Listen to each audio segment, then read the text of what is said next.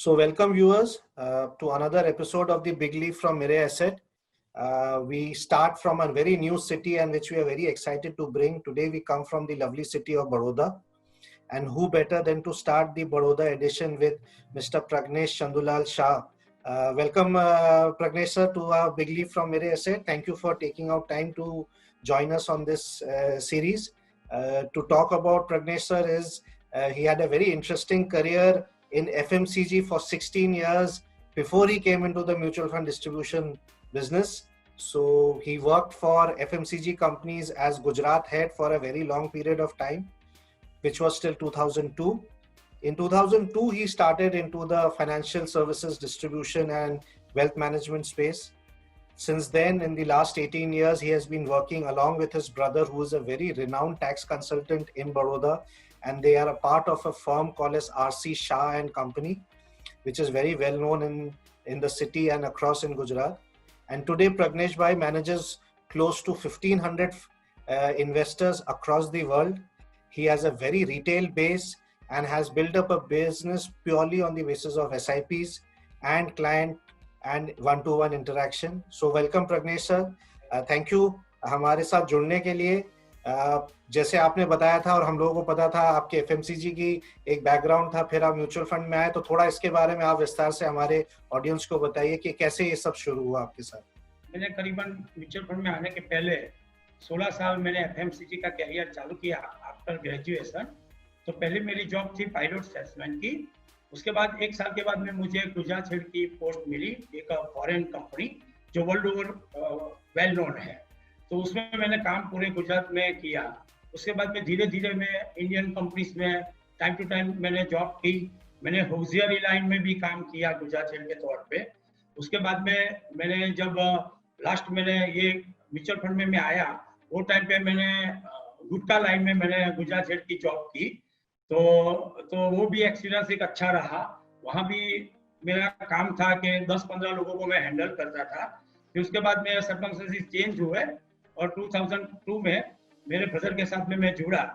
और फिर मैंने पहले ही से स्टार्ट किया कि आम आदमी रिटेल है या कुछ मेरे पहचान वाले FMCG के लोग थे, छोटे छोटे रिटेलर, उनको मैंने अप्रोच किया. तो वहाँ से मेरा रेफरेंस से सब कैरियर चालू हुआ. और मेरा एम था कि सामान्य से सामान्य कोई व्यक्ति है, चाहे वो 500 की SIP करना चाहता है या 5,000 इन्वेस्ट करना चाहता है, तो रेफरेंस मिलता है. तो मेरी ऑफिस से मैं कोई भी एरिया में जाके उनको एजुकेट करके धीरे धीरे मैं उनको आगे ले जाता था कि भाई जैसे SIP है, बीच में प्रॉब्लम आया कि भाई म्यूचुअल फंड है तो मैं उसके पैसा निकाल लो. तो वहाँ मैं ये चीज करता था कि उनका बिहेवियर है तो कैसे उनको हैंडल करना है, ये सब. तो आगे आगे जैसे जैसे मुझे रेफरेंस मिलते गए, कुछ सीनियर सिटीजन का भी वर्ग है जिनको मैं सर्विस देता हूँ. और मेजोरिटी मेरा काम है कि डोर स्टेप सर्विस, क्योंकि आइडियली सब सर्विस क्लास, क्योंकि Vadodara city service class city बोला जाता है. तो वहाँ लोगों को संडे के दिन भी मैं उनके पास जाता हूँ और उनको सब ये म्यूचुअल फंड के बारे में कैसे वर्क करेगा, कैसे वेल्थ क्रिएशन होगा, तो वो हिसाब से आगे मेरी जर्नी चालू रही. Very good. तो सर 2002 से लेके अभी तक इतने लंबे दौरान में तो क्लाइंट कैसे जुड़े? पूरी RC शाह एंड कंपनी को आज सब लोग जानते हैं, ये चीज बढ़ा कैसे? पहले 100 क्लाइंट, फिर 200 क्लाइंट, कैसे जुड़ते गए आपके साथ? रूटीन लाइफ में मैं कहीं भी जाता था तो कोई ना कोई व्यक्ति मुझे पूछता था कि आप क्या कर रहे हो. कभी कभी मैं इनकम टैक्स में कुछ काम से जाता था तो वहाँ कोई ना कोई मिलता था, तो मैं मेरा इंट्रोडक्शन देता था. और उसके बाद में उनको अच्छा लगता था क्योंकि सब फिक्स इनकम में थे. तो उनको पता चला तो वो मेरा अप्रोच करते थे, ऑफिस पे आते थे, घर पे बुलाते थे. तो पूरा फैमिली है, मिस्टर मिस्ट्री से है, तो बैठ के मैं पूरा समझाता था कि भाई ये कैसे काम करता है, कितने सालों से mutual fund industries world over है और इंडिया में कब से चालू है. तो वो हिसाब से फिर वो लोग छोटी रकम चालू करते थे. तो 3-4-5 साल आना जाना रहता था, मार्केट का कोई उतार चढ़ाव आया तो वो सब उनका क्या विजन है, कितने साल तक उनको करना है SIP लमसम, तो वो हिसाब से काम चलता था. फिर धीरे धीरे कुछ ऐसे भी क्लाइंट जो ओल्ड थे तो उनको इंट्रोडक्शन बाद में मैंने जब उनके साथ में जुड़ा तो उनको भी ये सब समझाया, रेगुलर उनके टच में रहा. तो डे बाय डे रेफरेंस मिलने लगे मुझे. तो भाई चलो एक फैमिली मेंबर है तो उससे दूसरा ऐसे करते करते मेरा काम चालू रहा. तो प्रज्ञेश भाई, एक रिटेल इन्वेस्टर फॉर्मेट में जब काम करते हैं, क्या जरूरी होता है जिससे कि क्लाइंट बना रहता है? क्योंकि सब लोग हर महीने हर रोज लोग पैसा जोड़ रहे हैं विद फॉर अ फ्यूचर। तो आप उनको मैनेज करने के लिए क्या आपने ऐसा देखा कि ये करने से लोग मैनेज होते हैं और ऐसे रिटेल इन्वेस्टर ऐसे बना रहता है? हाँ, तो जनरली जैसे म्यूचुअल फंड में वो लोग जुड़ते हैं, उसके बाद में मार्केट का उतार चढ़ाव होता है, तो ऑब्वियसली ये हार्ड अर्न मनी है, तो बार बार वो लोग फोन करते हैं, उनको कुछ न्यूज अलग मिलते हैं, तो हर टाइम पे वो टाइम एडजस्ट करके बुलाते हैं। तो मैं कभी भी कोई भी बुलाता है, चाहे कुछ छोटा सा भी इन्वेस्टमेंट हो, तो मैं उनके घर पे जाता था, उनको समझाता था, फिर आगे क्या आपका प्लानिंग है, आपने कहाँ इन्वेस्टमेंट किया है। तो जैसे जैसे उनके पास पैसा आते हैं तो वो मेरे से समझते थे, तो मैंने धीरे धीरे उनको डीपली समझाना चालू किया, तो वो धीरे धीरे उनको खुले वो लोग कि भाई ये चीज अच्छी है, म्यूचुअल फंड में इन्वेस्टमेंट करने से लॉन्ग टर्म में, चलो भले चाहे वो उतार चढ़ाव आता है, थोड़ा पेन आता है, लेकिन आप गोल बेस्ड जाते हो कि भाई एम लेके जाते हो कि मेरा ये पैसा है तो मुझे बच्चे के लिए इतने साल के बाद में चाहिए, इमरजेंसी फंड चाहिए, तो धीरे धीरे उनके परसेंटेज बढ़ने लगे। जैसे जैसे वो लोग भी डेवलप हुए, तो वो हिसाब से उनका इन्वेस्टमेंट भी बढ़ता गया। तो हर एक टाइम पे मैं उनके पास जाता था, आधा घंटा पौना घंटा बैठ के, तो 50,000 से चालू हुई चीज है 80 लाख तक आज की तारीख में पहुंच गई। तो प्योर वो रिटेल में थे, जॉब करते थे, तो धीरे धीरे सब पैसा मूव होने लगा। तो फिर वो फिक्स इनकम में नहीं जाता था, प्लानिंग करके म्यूचुअल फंड में आता था। तो एक से दूसरे 4 लोग मिलते हैं, कंपनी में जॉब करते तो लोगों को बात की, फिर एडवर्टाइज भी चालू हुई, म्यूचुअल फंड के बारे में अवेयरनेस आई, तो धीरे धीरे वो बेस मेरा बढ़ता गया। तो जब आप रिटेल में काम करते हैं, आपका अनुभव कैसा है कि क्या गोल बेस्ड प्लानिंग से लोग रुकते हैं? उनको क्या वो कन्विंस होते हैं? क्या उनकी इन्वेस्टमेंट गोल के हिसाब से होता है या वो रिटर्न चेज करते हैं? आपका क्या व्यू है इसमें? यानी मेजोरिटी लोग क्या है कि इन्वेस्टमेंट तो गोल के हिसाब से 20 साल की एसआईपी कर दो, 15 साल की एसआईपी कर दो, लेकिन मार्केट में जब नॉइस बढ़ता है तो वो टाइम पे वो हिल जाते हैं। बिल्कुल, तो वही हम बहुत सारा उनसे टॉकिंग करते हैं, बहुत सारा प्रेशर आता है, पैसे की जरूरत नहीं है, फिर भी बोलते कि मुझे इमरजेंसी आ गई, किसी को देना है, घर में जरूरत है, तो वहां मैं उनके साथ, क्योंकि मैं कई सालों से जाता हूँ, 2 साल से 3 साल से, तो उनका नेचर क्या है, हाउ दे टॉक, कैसे वो हमारे से बात करते हैं, तो मुझे पता चलता है। तो ऐसे फैमिली मेंबर में अपने आप को ले लेता हूँ, तो मैं उनसे साथ में टॉक करता हूँ, बातचीत करता हूँ कि आपने जब एम किया था कि मेरा पैसा लॉन्ग टर्म है, तो मार्केट में कैसे ये होगा, आप कहाँ इन्वेस्ट कर रहे हो, कंपनी कहाँ इन्वेस्टमेंट कर रही है, तो आप जो चीज डेली लाइफ में यूज करते हो वही कंपनी के आप पार्टनर बनते हो, यानी ओनर बनते हो।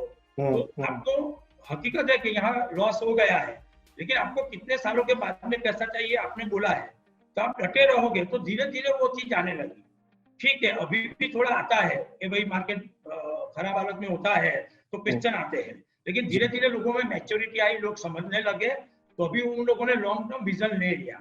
और टाइम टू टाइम मैं उनसे बात भी करता हूँ कि आपका ये फंड है तो कैसे कैसे नहीं है, तो वो हिसाब से फिर थोड़ा ग्रिप आ गया है लोगों को, तो वो ज्यादा से ज्यादा लोगों का मुझे रेफरेंस देते हैं सर्कल में। तो कुछ सीनियर सिटीजन क्लाइंट बेस भी मेरा अच्छा है, तो सीनियर सिटीजन का पूरा पैसा रहता है पूरी लाइफ का, तो वो मैं मैनेज करता हूँ। तो धीरे धीरे उनको वो समझ में आता है, मैं सर्विस देता हूँ, तो वो निश्चिंत हो जाते हैं कि भाई चलो मुझे पैसा, और टाइम टू टाइम पे short term money, medium term money, तो वो हम हैंडल करते रहते हैं।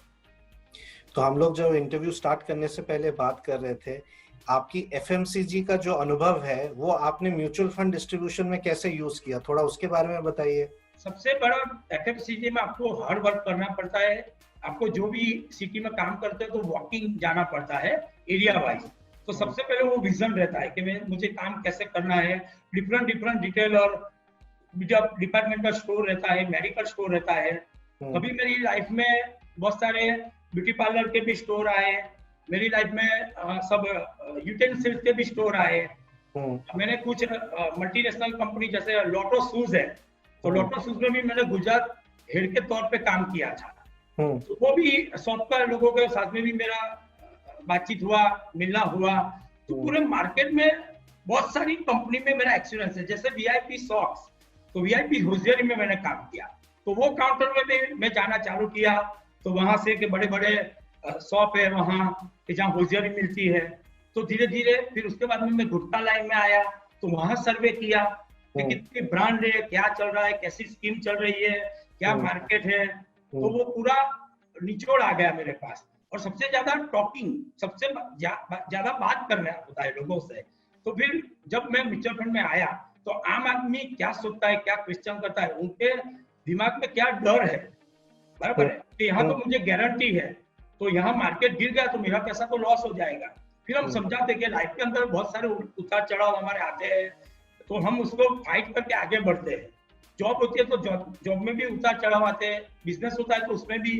तो इन्वेस्टमेंट भी एक ऐसी चीज है कि इकोनॉमी के साथ में ये सब आगे बढ़ता है। तो हम अच्छी तरीके से आपका प्लानिंग करेंगे, मैं आपको समझूंगा, तो आप मेरे हिसाब से आगे बढ़ोगे। तो सबसे ज्यादा है लोगों को कन्विंस करना, उनके बिहेवियर, उनके क्वेश्चन को एकदम सही मायने में हैंडल करना, वो सबसे बड़ा मेरा रहा है पेशन। लवली। तो मेरी एक और चीज होगा पूछना चाहूंगा मैं कि 18 साल का जब से आप ये डिस्ट्रीब्यूशन बिजनेस में है, आपने क्या ऐसा चेंजेस देखा रेगुलेशन पे या बिजनेस करने के तरीके में, जहाँ पे वहां से आपका बिजनेस उसकी वजह से चेंज हुआ या ग्रो हुआ, कुछ उसके बारे में बताइए। हाँ, जब मैंने ज्वाइन किया था तब तो सब इसी जा रहा था, लेकिन 2009 से जो चेंजेस आए रेगुलेटरी, तो ठीक है, हमने वो नहीं देखा है कि क्या हमारा कम हुआ, हमने वही देखा कि ज्यादा से ज्यादा लोगों को आगे ले जाना है। क्योंकि इंडिया पे आज की तारीख में बहुत लोग हैं वो म्यूचुअल फंड सुन के, देख के, न्यूज पढ़ के अभी भी डेयरिंग नहीं कर रहे हैं। उनको दिक्कत है, उनका पैसा डेवलप नहीं हो रहा है, लेकिन वो डेयरिंग नहीं कर रहे हैं। तो काम करते करते वो चीज आती है कि भाई रेगुलेशन अपने हिसाब से आता है, हमको भी थोड़ा बहुत इम्पैक्ट आता है, फिर हमको तो काम करना है इंडस्ट्रीज में, तो थरोली हमको काम करना है, तो फिर उनको हम डिस्काउंट कर देते हैं। कभी चलो रेगुलेशन आया है तो सबके अच्छे लिए, उससे फायदे भी है, तो जो भी चीज है तो वो चेंज हो रही है, तो वो हिसाब से हम आगे बढ़ते जाते हैं और लोगों को सर्विस देते हैं, उनके साथ सीटिंग करते हैं। तो वो हिसाब से मैं उनको डिस्काउंट करता हूँ। और मेरा जो काम है कि मैंने 10 साल पहले किसी को बोला था कि हम आपको पूरी जिंदगी सर्विस देंगे, तो सर्विस में यही चीज रहती है कि वो घबरा जाते हैं, पैसा निकालने का बोलते हैं, तो हम उसको विजन दिखाते हैं, ये उतार चढ़ाव आएगा, आपके पास पैसा है तो और डालो, डिफरेंट एसेट क्लास में डालो, तो वो हिसाब से चैलेंजेस है, लेकिन काम तो करना है। मैं ये पूछना चाह रहा हूँ, आपने 18 साल से म्यूचुअल फंड डिस्ट्रीब्यूशन के बिजनेस में हैं आप, उससे पहले भी आपने दूसरे प्रोफेशन भी देखे हैं। अब जब लोग इसको एज अ बिजनेस देखते हैं, एज अ प्रोफेशन देखते हैं फॉर द फ्यूचर, आप उनको क्या एडवाइस देंगे? सबसे पहले मेरे अनुभव के हिसाब से कि जब हम म्यूचुअल फंड के अंदर किसी इन्वेस्टर को लाते हैं, हम आगे बढ़ना सब चाहते हैं, लेकिन सबसे पहली चीज मैंने जो की है उसमें मैं कभी भी इन्वेस्टर छोटा बड़ा ऐसा मैं कभी नहीं देखता हूँ। मैं कभी इन्वेस्टर के सामने से डेविएट नहीं होता हूँ। मैं कभी भी उनका फोन आता है, मैसेज आता है, तो मैं मैनेज करके उनको कम्युनिकेशन करता हूँ। उनके अंदर बहुत सारे क्वेश्चन रहते हैं, एक ऐसा रहता है कि मेरा पैसा डूब जाएगा, क्योंकि इसके हिसाब से पूरा तो इन्वेस्टमेंट चालू करते तो सबको नहीं समझा सकते कि मार्केट क्या हो सकता है। तो वो हिसाब से सबसे बड़ी चीज है कि आप कनेक्टेड रहो, हर एक क्लाइंट, जितने भी प्रकार के आपके क्लाइंट हो, कैटेगरी के, सबके साथ में जुड़े रहो। आपकी भी लाइफ है, आप भी लोग काम कर रहे हैं, अपना सोशल लाइफ है, फिर भी आप उनके साथ में कनेक्ट रहो, आंसरेबल रहो। तो ज्यादा से ज्यादा आम लोगों को साथ में मैं आंसरेबल रहता हूँ, उनके साथ में जुड़ा रहता हूँ। मैं पूरा उनकी स्कीम के बारे में एक्सप्लेनेशन देता हूँ कि जब हमने चालू किया था तो सोच समझ के ये स्कीम में हमने किया था इन्वेस्टमेंट। तो वो सबसे बड़ा एक वो है मैसेज कि चाहे आप कितना भी आगे बढ़ो, लेकिन आप हर एक इन्वेस्टर को आंसरेबल रहो, उनके साथ बातचीत करो, तो वो हिसाब से आप उनको आगे ले जा सकते हैं। लवली। तो थैंक यू प्रज्ञेश भाई, thank you so much for your time. You have been very generous with your time and with your thoughts. आपकी बहुत सारी ऐसी बातें हैं जो कि आपने बताया कि आपने पुराने वर्किंग में कैसे आपने सीखा काम करना, और उस वहां से जो अच्छी चीजें आपने देखी कि लोगों से कनेक्ट बनाए रखो और वो बनाए रखो, तभी म्यूचुअल फंड बिजनेस में भी सफलता मिल सकती है। So that is a big learning for us. Thank you again for your time, thank you for being associated with मेरे एसेट। आपका और हमारा साथ ऑलमोस्ट अब 10 साल होने को आ रहा है उस बात को हमारे साथ जुड़े हुए होने के लिए। So thank you for your support. We wish you, RC Shah and company, Rohit sir, all of you, all the very best, and our good wishes to you, and may you continue being successful in your practice. So thank you, viewers. You heard Pragnesh Bhai talk about his success story. We look forward to bring many such more stories again in the future. Goodbye and take care. Thank you.